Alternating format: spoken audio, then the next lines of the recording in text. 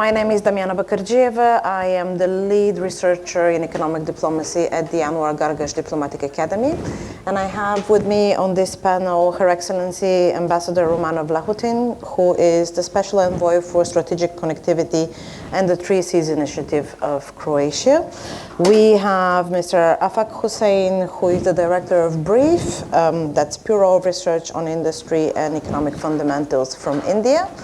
And my very old friend, Dr. Mohamed Trabelsi. We go some 25 years back or something. Okay, we're not going to talk about age, but a long, long time ago since our PhD days. And we just realized that we've never been in a panel together. So it's a first for everything in here. We will start, I'm very lucky to be in a gender balance panel. Until 3 minutes ago, there was only one lady in the audience. Now we suddenly have many more, so even our audience seems to be gender equitable. So I'll give Ambassador Vlahutin the first question. And I wanted you to please introduce us to the Three Seas Initiative per se. I'm not sure everybody here really knows what that is. Our two countries, I'm Bulgarian, she's Croatian. Our two countries are part of that initiative, but maybe our Emirati colleagues here are not really very aware of what that initiative is, what it does, what's the objective of it, and particularly what is the underlying political dimension of why this initiative is taking place. Are there any political impediments to its creation, or what is the drive behind it? Thanks a lot. You have sort of messed with my plan. Did I? Yes, to start with a bit of a larger picture and the way. You're very welcome to do that. Yeah. We can start just so that from the broader picture. I can then move into the details. Sure. But very briefly, this session has been framed as in a way that suggests that connectivity still is primarily an economic activity, or the logic of it is economy. Unfortunately, I was thinking, I'll start with the bad news, good news, and Euro news at the end. It's not so. What we are witnessing today is, and the rewiring of value chains is absolutely geopolitical driven, and it's very complex. It's very complex because you can't use the logic of just efficiency. You can't use the logic of profit. There is, first and foremost, security considerations that have to be taken into account. And rewiring of value chains is going to follow that logic for years to come. Technology is making it even more complicated because it's, the national security thing, and in that sense, will force all of us to make some really tough choices in certain moments. The good news is that, with these two poles, and we were joking now, if you're not on the table, around the table, you're on the menu. The table is a kitchen table for two. And to be at that kitchen table for two will be very hard or even impossible. But that gives a fantastic opportunity, if you think about that, to the middle. I consider European Union a middle power. We are sitting in a country that is a middle power on its own. And I would love to discuss that a bit later in the panel on what does that mean, and what and how building this fat middle, if you wish, can balance better the opposing sides of this very small table. And when it comes to Europe, there has been an incredible change. I worked for the European Union for 10 years before now joining back my own government. And I started as the first EU Special Envoy for Connectivity in 2019. So in the last 6 years, the change I've observed measures 60 years. in the way that Europe is understanding the world and itself. From the outside, it may look very messy, it may look weak, but it's a very big machine that is taking turns to adjust to a world it imagined would never come back again. So when we talk about Europe, and this is then linked with the 3 Cs initiative, the first change is the geography of Europe has changed. So for many decades, Europe was running east-west. That was how the railways were constructed. This is how highways were done. This was the main logic. With the Russian attack on Ukraine, this was abruptly stopped. And all of a sudden, Europe realized the north-south dimension. Now it's existentially is linked to this because this is the only way Europe is going to function in decades to come. And for Europe, Mediterranean Sea, again, is a central sea, which makes us very close neighbors. And that's a dimension that we need to take into account. The second thing is, I call it, don't quote me, but the return of common sense. So Europe, again, is understanding that it needs to regain its industrial mind. And what is driving this will be primarily defense industry. There is massive investment in defense industry, and you will see more and more pushes for the regulation to be trimmed. We discussed this, or we heard this morning, but it took 15 years to build something in Greece. I think there will be a really push for common sense in Europe to make the regulations fit for the world we live in. And the third thing, there is the internal balance of power in Europe has changed. You know, when you talk about Europe to people outside the continent or European Union, it's Germany or France, or was UK. But that's not Europe. Europe is a much more complex mechanism. And there has been a very serious rebalancing in power towards not just east, but smaller countries also on the north and south. And this is where the 3 Cs initiative kick in. So 3 Cs initiative is a presidential level initiative that comprises countries on the arc, basically from the Baltic Sea, Black Sea to the Adriatic Sea. And I personally believe it's the most consequential connectivity initiative in Europe itself, because this space and the resilience of this space is most consequential for European Union. It is also a part of Europe that is growing at a double pace in comparison to the Western Europe. It is a home to around 125 million people, an economy of 2.6 trillion. Just Poland entered G20 this year. And the associate partners of the initiative are 2 countries in the Adriatic, smaller ones, Montenegro and Albania, and then on the Black Sea, Moldova and Ukraine. Which also means that for all the investments that are going to be made into Ukraine, this is a connecting tissue. Because all infrastructure was built east-west, what you will see now is a wave on investment in this infrastructure that goes north-south. And there are a number of things we want to do with that, but I primarily would want to work on connecting it with what I think is one of the most important global connectivity ideas, and that's IMAC. And when you think about the map, you basically get an opportunity for value chains that run from the very north, from the Baltic Sea to the Indian Ocean and further. A major shift has also happened in how European Union sees the world, and there is a great pivot to Asia.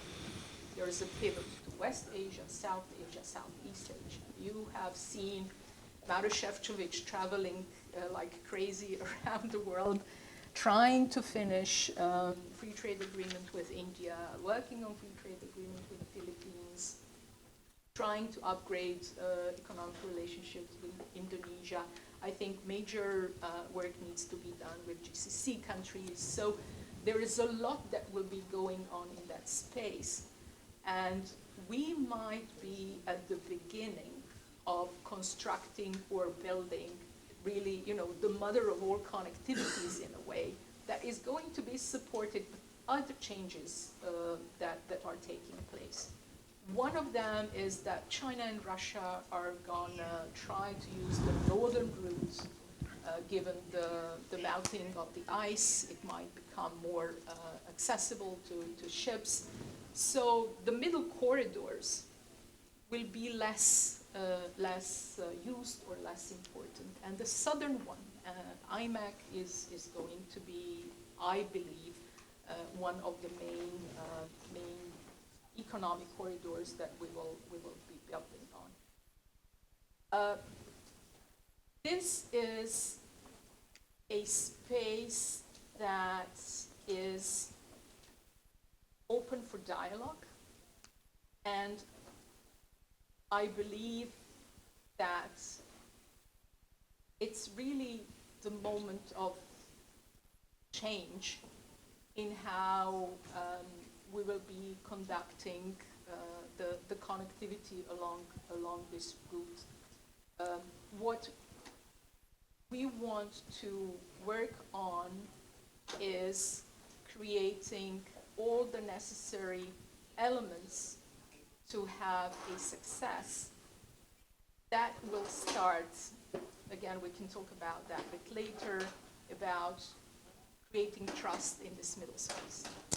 Nearshoring, friendshoring, all of that will be built on trust that I really believe IMEC has a great capacity to nurture. So I will stop here. Thank you very much. This very beautifully leads us to the other corridor represented here with Afaq, who is an expert on IMEC precisely, and that's a corridor that we are a bit more familiar with as we are part of it, so around here. But from your perspective, Afaq, do you observe the same thing? Has the geopolitics overcome the geoeconomic perspective? Absolutely. I think when I started researching on IMEC almost 2 years back, I was fighting hard to find an economic logic into it. And when I was having conversations with people, and nobody was bothered about the economic logic of it. People were talking IMEC is going to transform the whole world trade, the global world trade, without much evidence of economics into it. And that's when I also realized that political leadership will always drive these corridors, but at the same time, there has to be the economic rationale for the private sector. Ultimately, the private sector will make it successful or not successful, and for private sector to shift from one route to another route, you have to have a business case for that. And when it comes to IMEC, IMEC does play a role, an important role, particularly for this part of the world. Because we have seen the disruptions over the last few years, whether it is the Red Sea crisis, the Suez Canal crisis, there's always always a requirement for alternatives. And IMEC is one of the alternatives.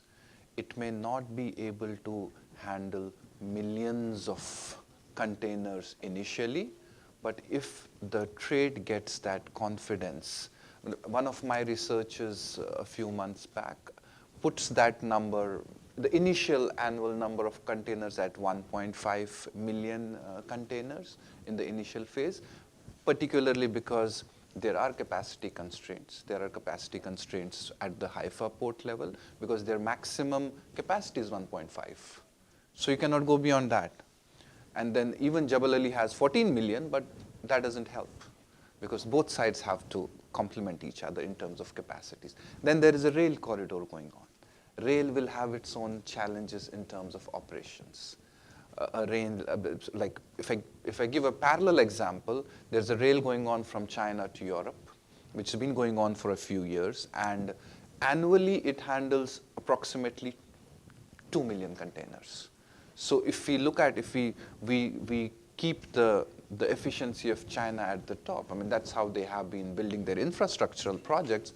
So if they are able to handle 2 million, so 1.5 is a realistic number for that. Again, the constraint, because the capacity of this corridor will always be defined by the lower number, the lowest outlet or inlet, as you may call it, because the demand is huge. The cargo movements are huge. There are huge cargo movements happening within these countries. But then if you're able to give them that seamless, efficient infrastructure, I think that's going to drive the political leadership, because political leadership are doing their job in terms of giving you that support, showing their political will, but at the same time it has to be complemented by the infrastructural developments. So the hard infrastructure will come in place. I think the main part which is missing in IMEC is the railway line, that too primarily in Jordan, which is approximately 270, 300 kilometers, some part in Israel, which eventually will come up. But the bigger thing is, how do you connect the countries together? I think that's the wiring part is missing in this. We have laid down the infrastructure, that will come up, but the wiring part is going to be a challenge in this, which would primarily mean which would be there because there is a lot of mismatch in the maturity level of these countries. There's UAE, which is, we heard from AD Ports and others, which is at the peak in terms of its efficiency, processes, digital integration. Then there is India, which is moving in that direction. Then there is Jordan, which may be slightly lower. So there are these different levels of maturity in digital systems that exist to match everyone, or either you bring everyone to AD port level or you bring everyone to Jordan level. I mean, that's where we have to arrive at a common ground. Then there are multiple frameworks of trade that exist between all of these countries. India and European Union are in conversation for a free trade agreement. GCC movement is streamlined already, Saudi, UAE. It's India, UAE, a free trade agreement. There are multiple permutation combination. Israel, UAE, they have a free trade agreement. Saudi, Israel, they're not looking at each other. And so there are, you have to get everything, you have to map everything. Then only we'll be able to say, okay, my cargo is moving from India, it would seamlessly getting into Europe. That's what the trade wants.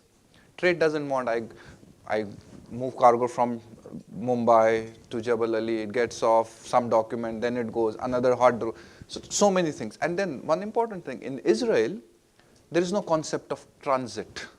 They don't believe in transit.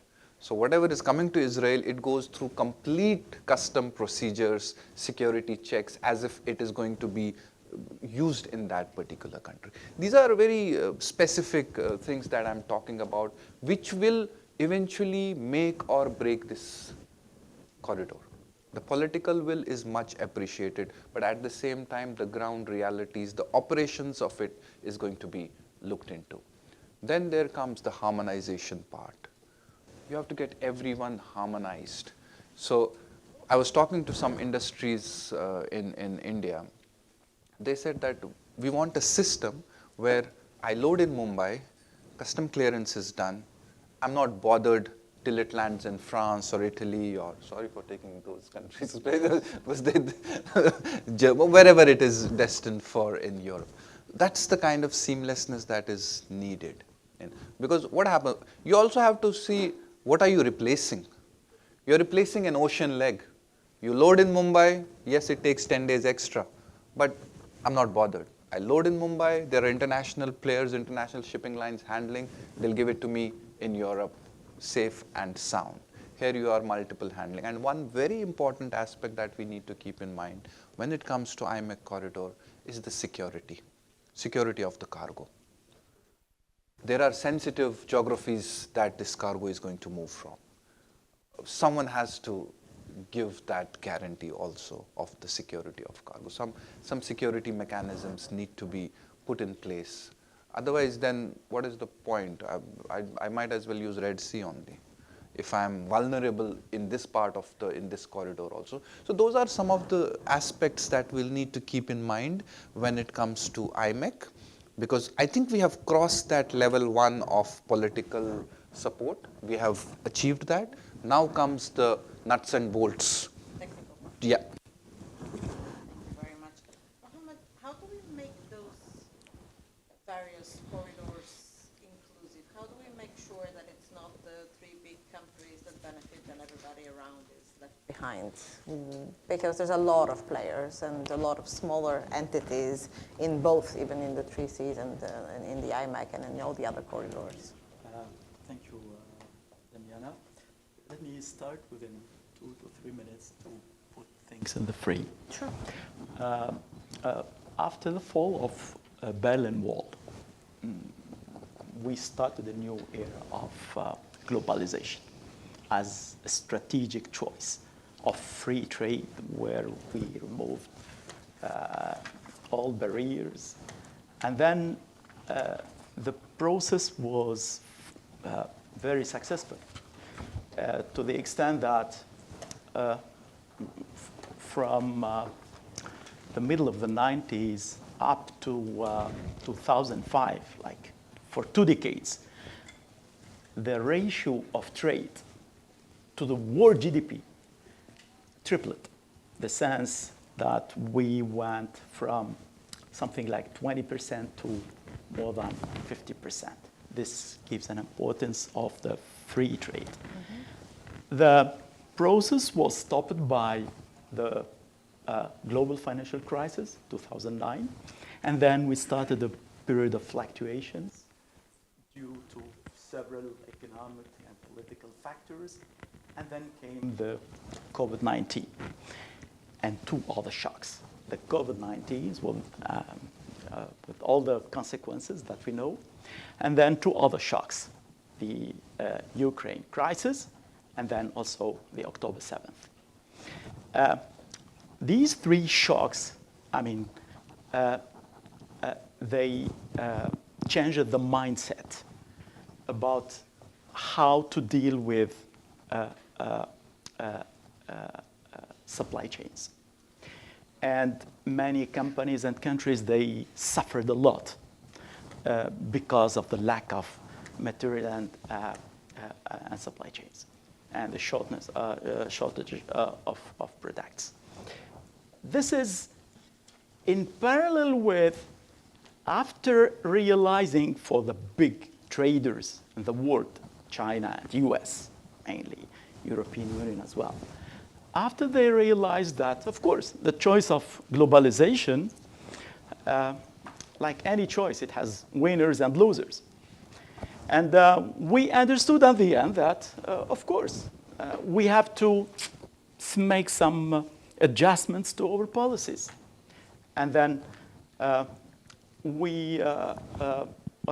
for those who didn't benefit a lot, to not say lost, of course, they said, okay, we are ready to step back and change our priorities.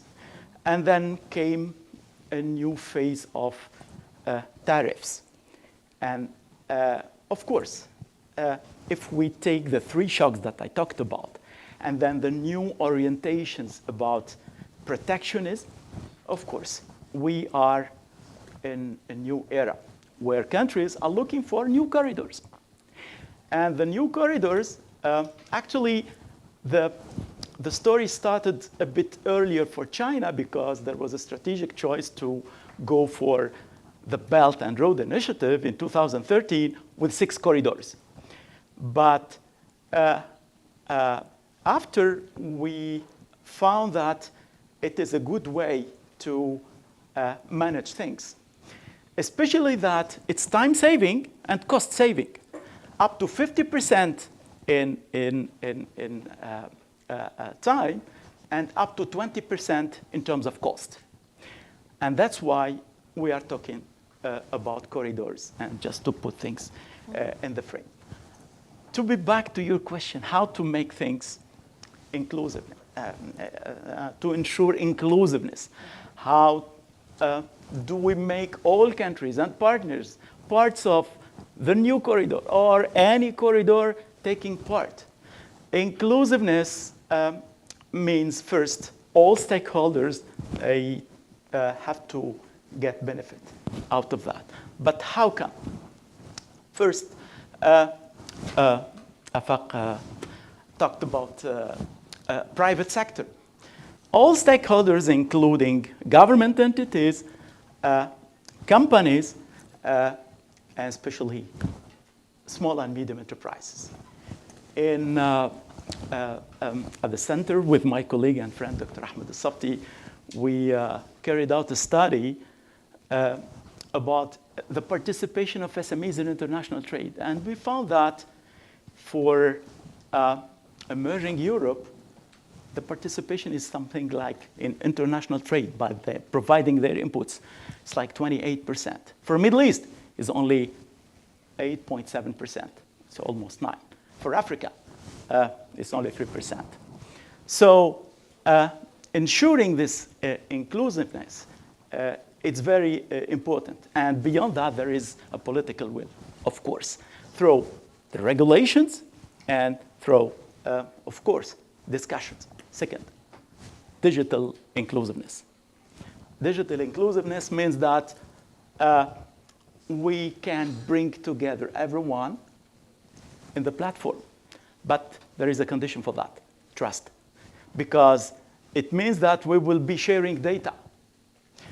His Excellency, Captain Liberi, in the morning, in the first plenary, said that in Abu Dhabi Port Group, there is a single window.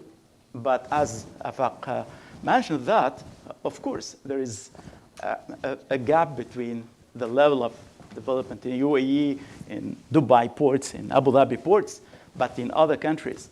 Of course, with the digital, it implies that we can do a lot of things.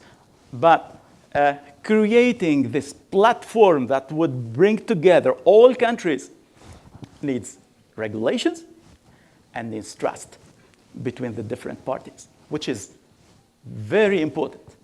The last thing, funding. Yeah, funding. But funding had two parts. Traditional funding through international institutions. The Asian Development Bank did a lot of efforts. The Infrastructure Bank, the BRICS did also a lot of efforts. But of course, if we want more inclusiveness and more efficiency, more technology to ensure more productivity, to ensure more sustainability in the future and have higher growth, of course, we need digital currencies. And digital currencies means that we are at the heart of the participation of the involvement of central banks, which means monetary authorities. China has launched already the digital yuan. UAE already launched, almost a year ago, the digital dirham, and achieved the first transaction 2 days ago using the digital dirham. Quite good and strategic achievement. Why? Because maybe I don't like to have the monopoly. I will leave the word just for a few seconds, but I'm quite happy to be in this panel. Of course, using the digital currency,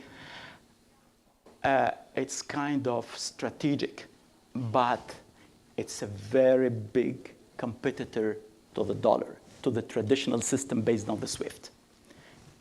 the SWIFT, which is very well known. I mean, if we pay in Germany, we have to go to the Bundesbank, then the European Central Bank, then the Federal Reserve Bank, then the bank in the US, and the cost is cut into different banks. But now, with the digital currency and digital yuan, digital dirham, I'm expecting that many other countries will launch their digital currencies. You have an account to open with the central bank, and that's it. And bye-bye banks. I have no longer the choice to put my money in the banks. But it's a strategic and powerful tool for international trade. The operation that would take 2 to 3 days, sometimes more, because there is a delay or because it is the weekend in New York or wherever, now it's instantaneously. It's kind of, I'm not, kind of nuclear digital currency. Thank you so much. Thank you, Mohamed. Back to you.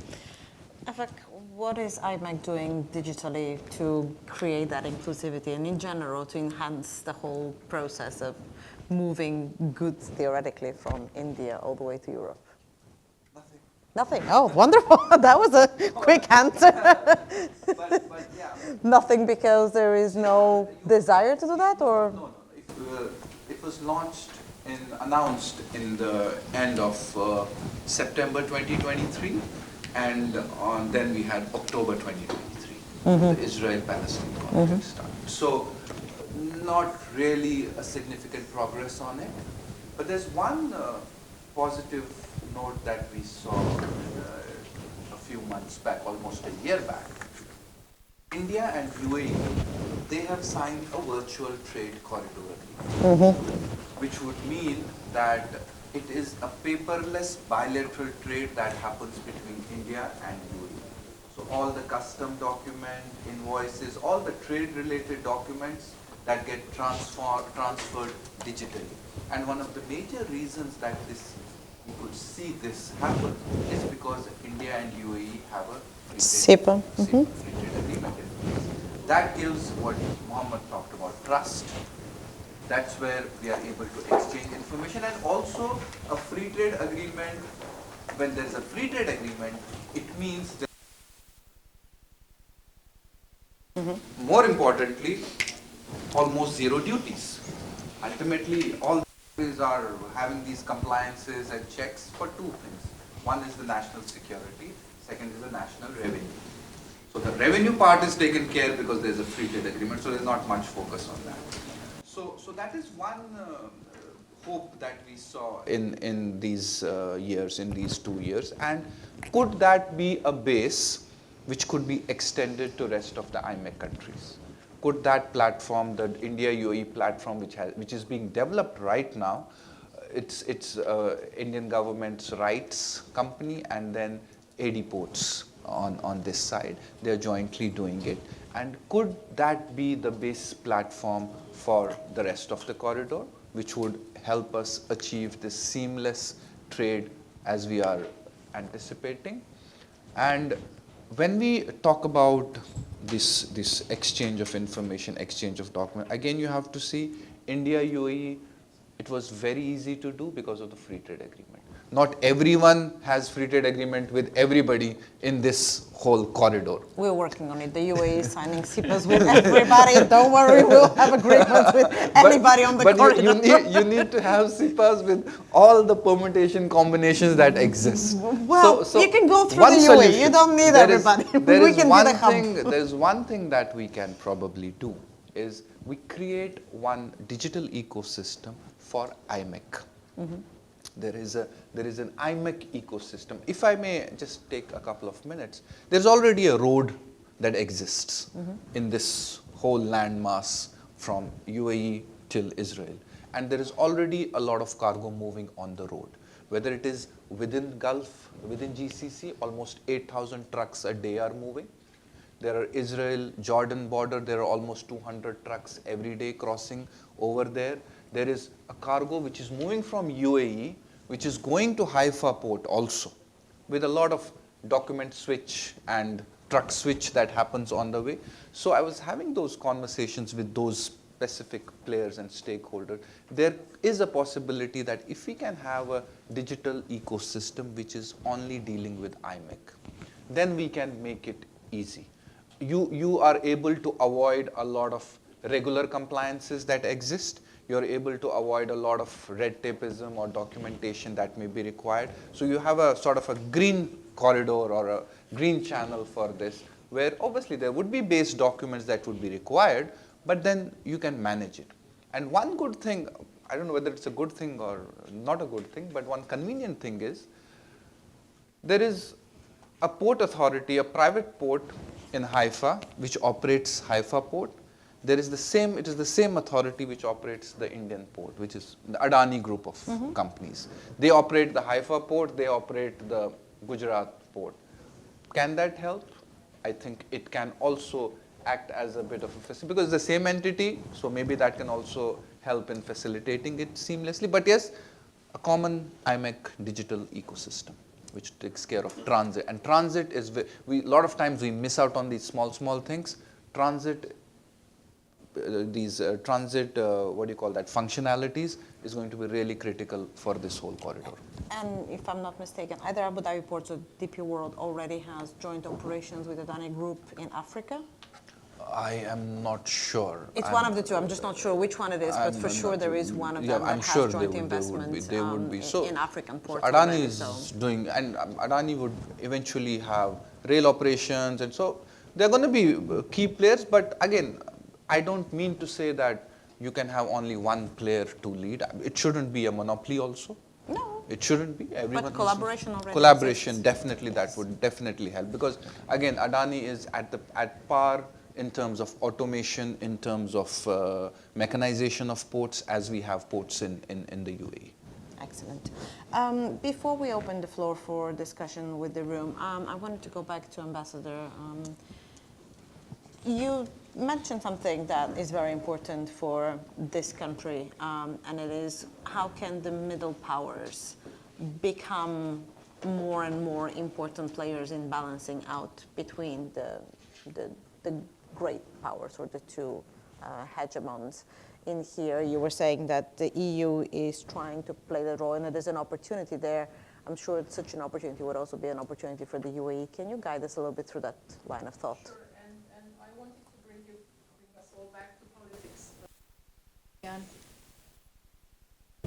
I think when we are talking about IMEC, we're talking about something much bigger than a transport corridor. Absolutely. Transport corridor is just one line. There's this concept, growing concept of Indo-Med space, similar to free and open Indo-Pacific. Just think about it. And this is probably the most important space, will be defined as IMEC or whatever, where we will see the new dynamic in the middle in action. Just think about the elements that are part of this space. India, but I would say South Asia, Southeast Asia, West Asia, Europe, also Africa. I was in Cairo a few days ago. Egypt, rightly so, believes that they should be part of IMEC too. So we're talking about also, if you wish, reconstruction or the build-up of the capabilities of the whole of Eastern Mediterranean, not just the port in Israel, but a possibility to do work on the reconstruction of Syria, Lebanon, Gaza. So there will be a lot of things that will be under this concept of IMEC. I think we're going to lose if we just talk about physical things. And this is a great chance for the European Union, for UAE, for India, to exercise agency in the middle. There will be things that we will have to make a choice of. At one point, inserted tech stuff, artificial intelligence things, US will tell us, you know, my way or highway, decide. And we will decide. But these are going to be high value targets at the margin. There will be a lot where we will be able to do things together. And this is why I think it's incredibly exciting, and exciting for Europe as well. Just if you imagine the map. So I was born on the shores of the Adriatic Sea, which is a part of the Mediterranean. You enter the Adriatic, you are, with a good road, you're 3 hours from the heartland, industrial heartland of Europe. There are 10 ports in the Adriatic, 6 are in Croatia. So we are looking at how to use this new logic of diversification and redundancy that will be priced in every single business decision. How to use it to further this goal. I really hope that the FTA with India is going to happen soon. I also hope that the European Union will understand that, you know, nirvana is somewhere there and the reality is here, and we have to find space of interoperability. And from the day one I saw the map of IMEC, to me personally it was absolutely clear that this is going to happen, because the reasons for this to happen are way bigger than a railway or a port. And I think sooner we put in some serious wiring